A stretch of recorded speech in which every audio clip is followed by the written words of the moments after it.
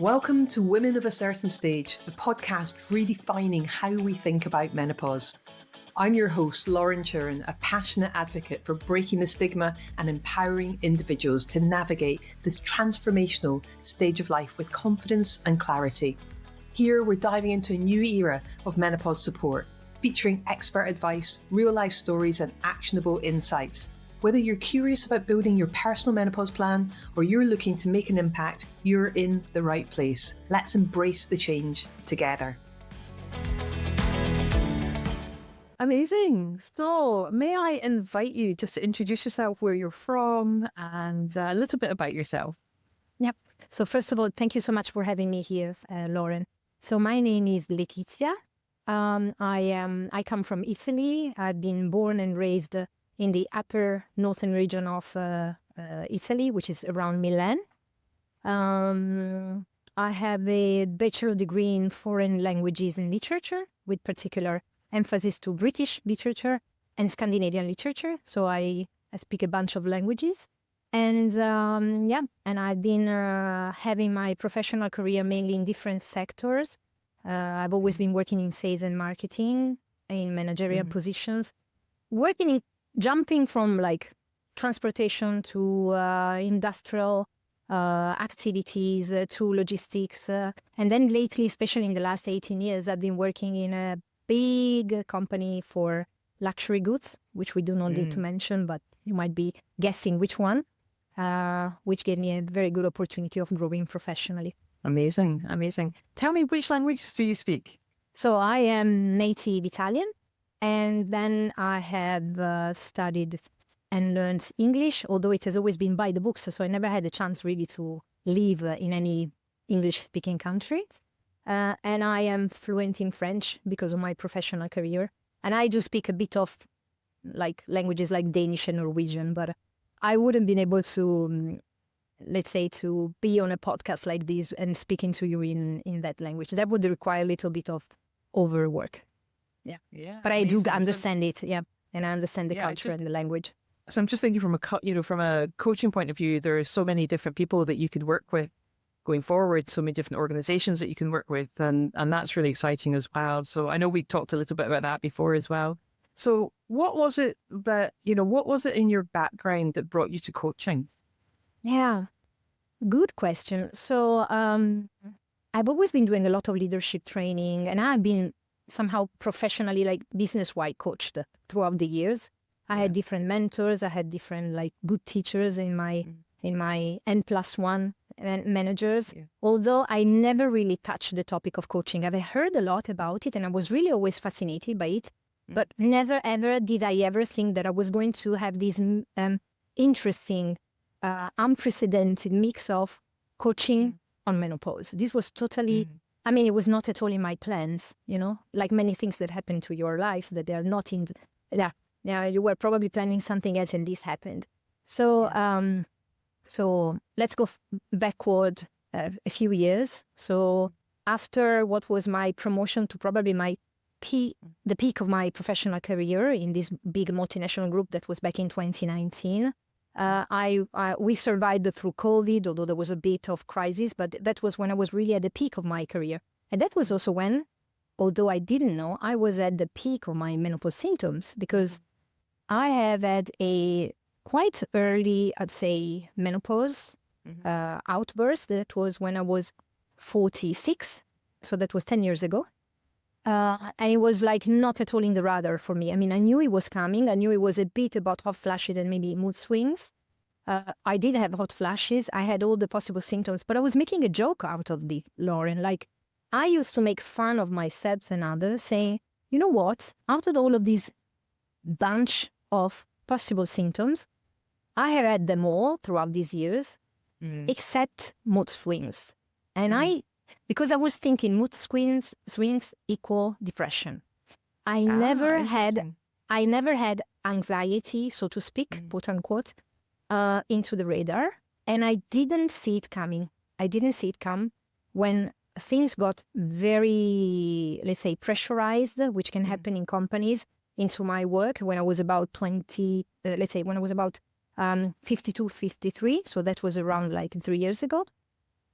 things got very, very complicated in the working place, not because of because of a bit of the economical system and in the environment, and I was not equipped. So I was really running my whole lifestyle, as a matter of fact, and I didn't realize, was all wired in order to try to cope with this very, very demanding, ambitious system. And I had no strategy. I had developed no strategy at all for myself in order to cope with them. So what happened is that I was like practicing no sports, no activity whatsoever. Okay, my nutrition was still okay, let's say, because of the fact that we eat a lot of Mediterranean diet, but I was much more on carb and much less on protein. And I had zero idea about what this meant. Then what happened is that I was working with teams which were both based in Hong Kong, in Central Europe, and in the US. And so I remember I started having also poor hygiene sleep. Like I used to wake up spontaneously, like at 3 a.m. in the morning. Like this was totally natural. And I was starting to look at my phone and immediately feeling the pressure of having to be accountable for answering those emails, although nobody was forcing me into that. It's amazing how we put that pressure on ourselves, isn't it? That we think that we want to please everybody, we want to stay on top of everything, we've worked so hard to get to where we are at, and then we suddenly feel as if there's this outside pressure on us, and yet the pressure isn't necessarily from the outside, it's often from within ourselves. It is, yeah, it was. I mean, there's always pressure. There will always be pressure everywhere you go, but that's another story. So I had this period where I really faced the sort of the burnout. And I even remember, and that tells me a lot about when I first heard your story, I found so many similarities because I remember that you always said that you thought at a certain point of your professional career and personal life that you thought you had early onset dementia. Well, I was convinced that I had like undiagnosed adult ADHD because brain fog. I used to go into these meetings where I used to be super performer and I just couldn't remember the topic of the meeting like 2 hours afterwards, although I was writing notes. AI was not in the picture yet and it could have somehow saved me. But I remember also my colleagues and the people who were working for me, so in my team, they were looking at me like they could no longer recognize who I was. And I saw them as a mirror, like I could clearly see that they were puzzled, lost, scared. And I felt the same because they were working as a mirror for me. So there was a moment where I said, okay, this must end. So I had a conversation with my organization, and that came alongside with the restructuring. So there was no way to make two ends meet. And so I left my job. And that opened up for me on one side a huge void because I didn't know what to do afterwards. But it was also probably the biggest period of my personal healing. So it has been a journey of a sabbatical where I decided to have it all. So for the last almost 2 years now, luckily enough, I had the possibility, because you need to have the possibility also financial-wise, of studying. So I graduated in a Master of Marketing and Sales. I went back I started practicing regular sports. I started deep diving, and that's where I went into the rabbit hole of understanding why all of those symptoms had hit me so hard and so badly for so many years. Because I said, okay, now someone had told me that after, a few years, hot flashes would have been gone. And then as I deep dived into the topic and I understood that this was just the beginning of you as a woman taking more care of yourself because you're in your third and last period of your lifespan. So I started understanding what does it mean and to start considering the difference between, say, I want to have a long lifespan. No. Okay, I want to be optimistic and say that I'm probably dying as just like my mother's, 96, why not? But I want to be healthy. I want to be able to, to sit up, to be raised from my chair, carry my groceries, fight any risk of dementia or Alzheimer. And that's how I started. I'm a very curious person. I love studying. I've always been someone reading and getting curious about, especially medical, psychological topics, because I come from a family of doctors. My father was a doctor. He was a geriatric. So I've always been fascinated by that. And that's how I started learning about menopause. And it took me some time. So my journey into that started more or less January last year. And I started with all the bunch, because, sometimes it's the algorithm you're looking into on the social media, which is bringing to, but, you cannot really trust too much the algorithm, can you? Because it's very pushy. It's very push and pull. So it took me some time. So I started first with the big names in the US. The first one for me was Lisa Mosconi. She's Italian. And I was fascinated and interested in how to prevent as much as possible the risk of Alzheimer in menopause women. That's what she's mainly studying about. Then I went into all the Stacey Sims, Bonda Wright, Mary Carey Heather, and it took me time before the algorithm made me cross the ocean and get into the specialist in the UK, which is very bizarre. Yeah. And that's where I found you. Yeah, amazing. Yeah. And that's where I found you. And it came all by chance. I think it was by searching through one of the AI platforms. I'm not going to mention which one, but through one AI platform, all of a sudden, women of a certain stage came out. And it was really a surprise because I had been wanting to I initially thought about doing some mentoring on menopause. And then I came across your proposal of becoming a menopause coach. And I thought, this could be it. This could be where I could mingle my experience, because at the end of the day, I've been menopausal for the last 10 years, right? Yeah. And secondly, because I've been working a lot into organization. And the thing that struck me was that, Lauren, I was working for a company which had, I think, more than 80% of employees being women. While I was thinking about what we were going to discuss today, I was thinking about, there was one famous mantra before COVID into our organization, which was 50-50 by 2020. So the idea was that they would get at least 50% on the C-suites and high managerial, leadership position on women before 2020, which I believe they did. They managed to do that, and it's still there and it's growing. But then I thought, okay, this is a word I'm sensitive to. I'm deeply sensitive to. And the only missing part was the idea of coaching, which I had no idea about. And that's the big universe that you opened up for us as you explained that to us through, I think I participated to one of the webinars that you did in springtime. Yes, of course. Yeah, it was in springtime. And then I'm a Capricorn, so it takes me a lot of time of making my own mind. And once I'm there, I'm super determined. I'm super motivated. But the process is long for me. Yeah. And it takes time. And although I'm listening to everyone else's advice, I am the one to take the decision, the informed decision. And I remember we had this call, I think it was in June or July. And I was a bit, not shocked, but I was a bit hurt at the beginning, because I thought that I was going to come into this call and that you were going to give me all the answers. And you shocked me by asking many questions to me and leaving all those answers on my hands, in my lap. And that's where I understood what coaching is about.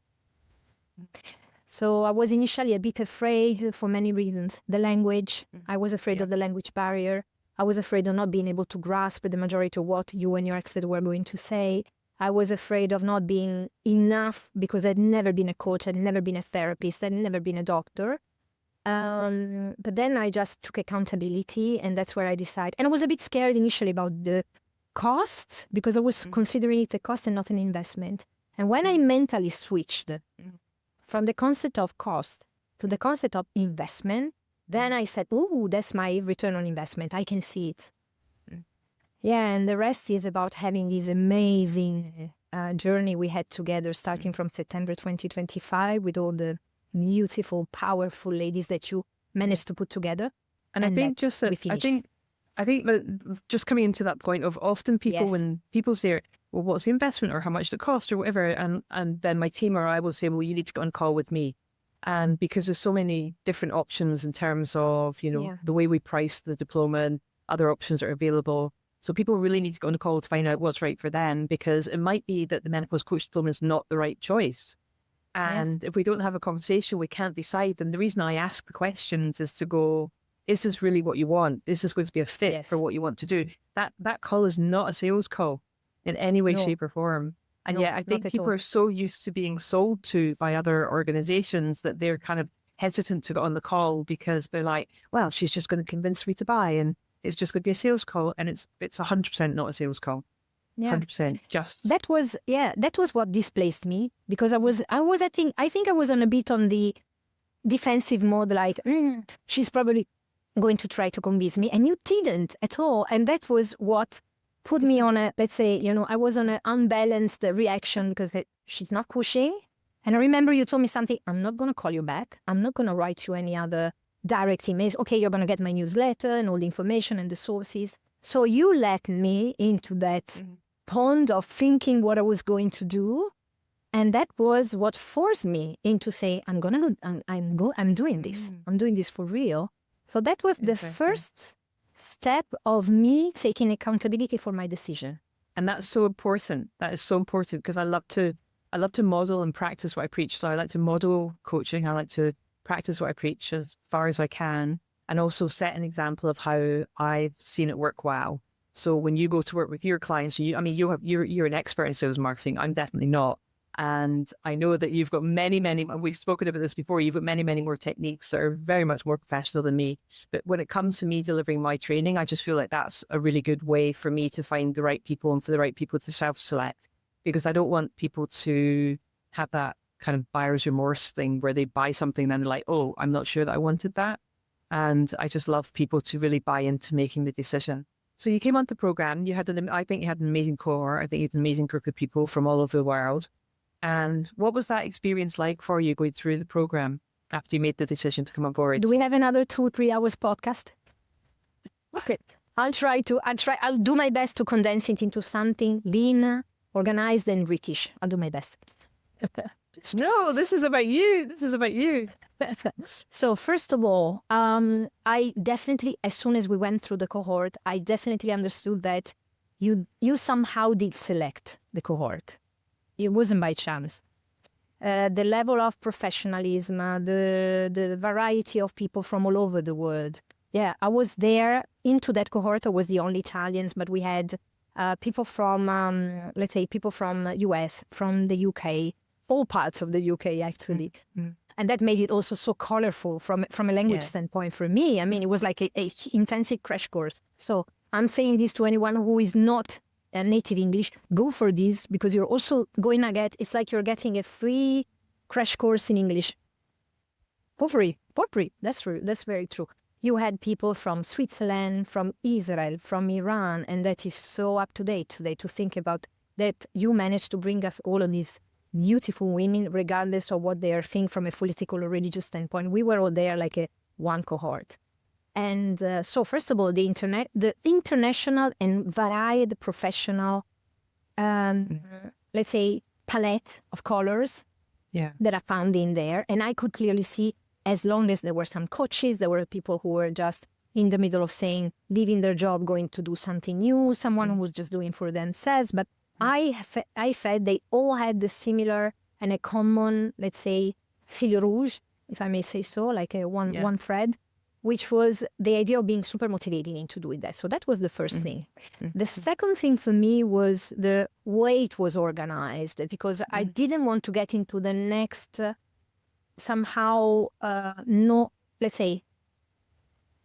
no accountability course where you just follow it when you want online. I wanted the human touch. And the fact that you're providing this slide is like priceless to me, because it makes you want to show up. I remember I didn't show up only for the 2nd of Jan because I was traveling with my husband in Greece. But if I were alone, I would have been there too. And and everyone, I think we had like a presence rate of almost 100% every time, right? Despite the time zone, it was very high.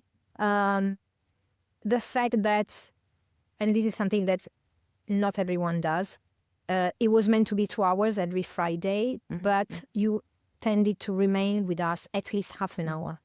And that is also where the call was not recorded, but it was probably where we shared a lot of of insights, questions, and that's also where you were stepping out maybe of just teaching and coaching, and you did a lot of mentoring to us, which was super useful. What else did I like? The vast and huge library. Okay, yeah. With all the sources. And last but not least, because this is one thing, I think it doesn't fit to everyone, but I am coming from a professional experience where I've always been working into big multinational companies where processes, organization, structure, ways of working are clearly, like tattooed in my head, and that's where I feel comfortable. So this was a way of doing something completely different while still being in my comfort zone. And I found into the program the idea that you have designed a script for every coaching session, booklets. Even one thing which I found was incredible, the idea that you brought us on personal accountability for the results we were giving, like the obligation to have practice clients before starting, having your graduation. This I found incredible, because the day before I was terrified at the idea of doing it. And then I found myself with, it's mandatory. So this is also for everyone who is wishing to jump into this course. You need to have at least 2 practice time. But I can guarantee you that you love it so much that you will fall with 3, 4, 5, 6. I have 6 at the moment. Wow. I ended up with 6. So 4 Italians and 2 English. Amazing. And also, the other thing which I appreciated a lot is that in the resource, you even thought about having a sort of a script or some indication on how do we transition from non-paying clients to paying clients, because that's a blocking point for a lot of us, wasn't it? And I found it so easy, so simple. So the fact that you made it so simple, like pre-cooked, let me say, but with the possibility for us to be able to, once we know the recipe, then we can create and be creative and personalize the way we're going to do it in the future. Because I remember also you always invited us to say, I'm going to teach you a method, I'm going to teach you a program, I'm going to teach you the menopause plan, and then you can decide whether you want to apply it as you like or get it personalized, do it something and tailor it based on on who you are, where you come from, where do you want to go, who are your clients. Yeah, definitely. And I think, one of the things, again, the reason that I've done it that way is that there are plenty of programs out there where you can buy their package and you can deliver their package exactly as it is. And that's great for some people. But I work with people literally from all over the world with all different cultures. And therefore, I know that what works for someone in Scotland or in England is going to be very different from someone that works in Iran or Israel or Australia or New Zealand or Canada or America or all around the US, all around Europe. So I just love watching what everyone does with their scripts going forward and how they develop the program. And I think one of the things we spoke about in earlier on today was talking about advocacy and the fact that you were in an organization where you were going through an experience, you were seeing other people going through this experience. So tell me a little bit more about what you mean by advocacy and what you'd like to see happening going forward. So when I was in the darkest moment of me deciding what to do with my professional life, I believe I and the company took the best decision that I ever could at that moment. We did that contest that we could all do by lack of additional information. The way I would do it today, and that's what I would do with other women in my condition, for sure, because you learn on your experiences and you want to give that back to someone else who might be in need of being in your same position, is I had, during our conversations where I was leaving the job, the word menopause or menopause symptoms never ever came to my mind, but it neither ever came to the company's mind. Like it was, although there were policies about well-being in the company, about the health, about diversity and inclusion, we're talking about a big multinational group which is ahead of that, organizing yoga classes, organizing coaching, organizing motivational, year of end appreciation with your manager and the manager of your manager. Everything was in there except for menopause. Huge. What's the Italian word for menopause? What's the Italian word for menopause? Menopause. That's easy. Menopause. Menopause. Yeah, that's very similar. So, Yeah. and the thing is that nobody ever talked about it, and I'm sure still today I could bet on the fact that if I went back to that company, that is not known. And the funny thing is that this industry is all about beauty and cosmetics, part of it in the luxury. Can you believe it? That, I mean, now that I've been thinking a lot about this, now that cosmetics and beauty are stretching their boundaries outside the simple thing or having a nice mascara or a makeup or whatever, a lipstick, it's about the head, let's say the health of your skin, beauty from inside. How do you match the fact that you're super healthy inside so that it reflects outside as well, so that you can see it. And this has to also to do with mental health. So that's why I think there is, on one side, I could see the huge gap, but I also see the huge opportunity there. See what I mean? It's a huge opportunity. Massive. And to this, I have to add it on top so that I can give a bit of a context about not only Italy, but Southern Europe as well, is that this conversation about menopause is still lagging behind in my country because of cultural reasons, I would say, too, because of the fact that US and UK started earlier, and I'm super happy. So that's why I find myself so lucky of having had the opportunity of being on that course and be with your cohort.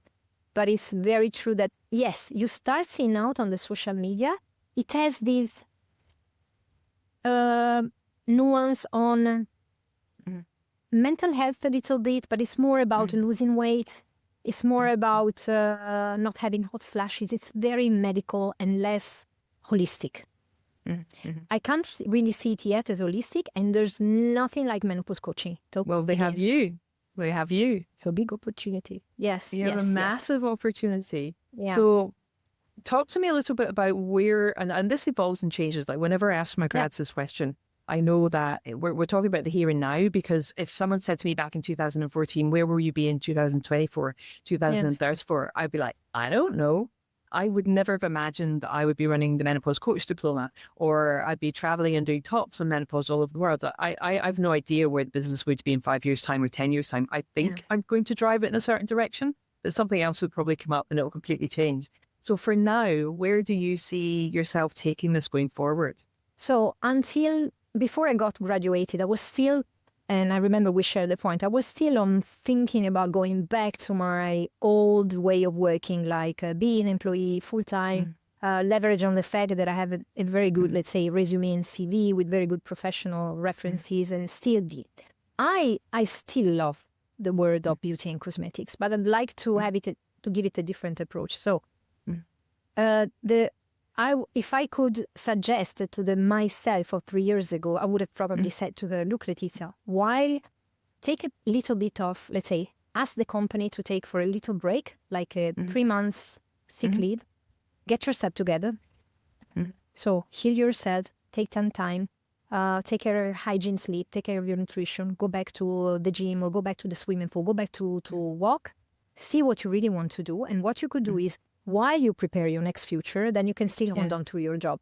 I wasn't able to do this. I didn't have the strength. This is what I would recommend. And I know that you also do to some of your, let's say, coachee and people who are talking to you to say, be ready for your B plan. Now, I have thrown myself into a plan A, and that's all. And that's fine. And that's fine for me. So now what I'm doing is, first of all, I was waiting to get my diploma, which I did. Yes, I got. First of all, I got graduated. Which is super important for me, and I'm very grateful for this passage of my life, and I would do it again if I could. This is first thing. Second thing, I'm now ending my practice clients. As you correctly said, I remember once you said to us, you have to fall in love with your clients, and oh boy, this is so true. This is so true. I mean, I like them all, but you have also your favorite crush, don't you? You also have your favorite crush. And what made me fall in love is their capacity of transforming, which you don't expect at all, because you also have your own limited beliefs and bias, which are working into yourself. But once you let that go and let them flourish and express themselves, it's amazing. I've seen some of these ladies, and they come from very walks of life, from very different age brackets, like choosing for themselves some choices that they never thought they were going to do initially, and adjusting their objective, adjusting their goal. So that's a big learning curve for me as well. So, so in this moment, I'll definitely start my plan. I'm saying was because I've had a little bit of interruption because I recently had a fall from my bike 2 weeks ago. So you can't see me in the video, but I'm currently being in bed with a big brace all over my left leg. And I have a broken ankle and a broken kneecap or patella. Oh, I think I you didn't call know it about the patella. ankle as well. Oh, that's a double whammy. I had twice. Yeah. So that's a bit more complicating for the rehab.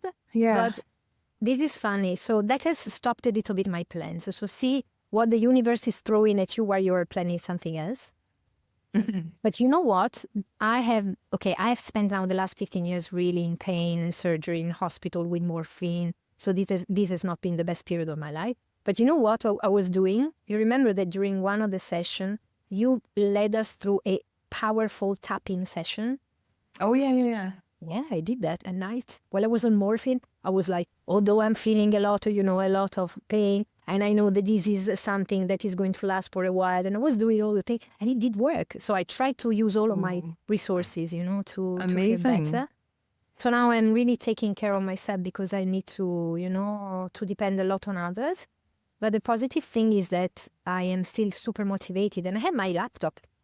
So what I'll do in the next weeks is to start setting up my business. And I'd like to start first of all one-to-one to develop my coaching skills. First of all, I am still targeting some beauty business as a strategic consultant because I think that makes sense. But I'm really thinking about focusing on this particular workplace of the beauty business because I feel they would be definitely sensitive, and that's a good marriage I could think of. I see that all of your grads are trying to figure out their own way. I was listening to the last podcast you did with my friend Christelle from Switzerland this morning. Yeah. And I had not listened to before. And I saw she came up with the idea of coaching couples. I thought, genius. That's a great idea. So, Christelle, if you're there, you're listening to us, I'm all in support for you because I think this is a great missing piece and it's a very good thing to do. So that's why. So my point would be focusing more on the beauty business when it's about companies and bringing advocacy on the workplace for women. It's a big business and it's a big need and demand in Italy. You have 12 million women at the moment who are presumably running into menopause, and you have not as many, but you have about 8 million in perimenopause. So I think there's a lot of work to do there. Yeah. There's a massive amount of work to do. And I'm so excited that you are over there, that you're doing this work. You're multilingual, so you can work with many, many different people. And, so any organizations that are listening, definitely get in touch. I think that the world is your oyster. It really is your oyster. And I'm excited for this next phase because I know you're driven, you're passionate, you're bubbly, you're bright, you're engaging. Like you've just got so many gorgeous attributes that I can just imagine people flocking to you to come and work with you. So I'm super excited to watch this next phase and then catch back up with you over the next few months, maybe the next year, and just hear where you're at and what you're doing going forward. Yeah. So I just want to say, what else have I not asked you about today that maybe you would like to share? Let me think. So we spoke about, I really wanted to also not only speak about my experience, but also speak about, there's something I forgot to say that maybe it's given for granted, but it's not. What you do during the program is also in the menopause. And that's what you deliver also as a menopause coach. So us as menopause coaches, so we definitely have some background, let's say information background about menopause and, symptoms, possible cures. We speak about HRT. We're not entitled, this is very important. We need to say this. We're not entitled to provide any medical advice or to correct or to suggest. But I think that one thing which I've seen is so powerful with my practice clients, with my ladies, is to help them get the right background or the right self-confidence in having and gaining a better conversation with their medical doctors.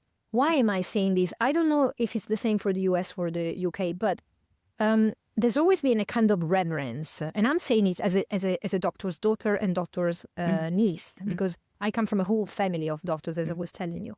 But there's always been a huge distance between you going even on a private medical visit in Italy, for which maybe you pay something like 200, 250 euro, and still be allowed just for 10 minutes and have a conversation which is extremely, let's say, with a wire fence where you can only ask about a few symptoms. And as soon as you get curious and you ask more questions, I feel the discomfort of the person in front, of the doctor in front, who is not expecting a person, a woman, to come so prepared.